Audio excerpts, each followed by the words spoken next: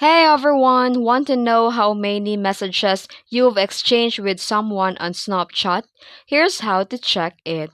First, open the WhatsApp on your phone and select the chat of the person that you want to check the message count with.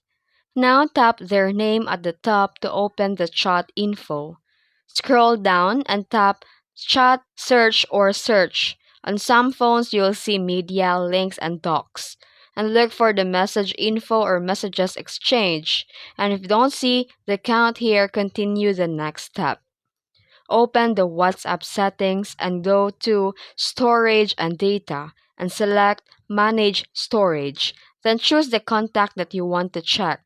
And you will now see the data breakdown for the chat, including the number of messages, exchange, photos, videos, and more. And that's it. If this video helped you, don't forget to like and subscribe for more tutorials. Thanks for watching.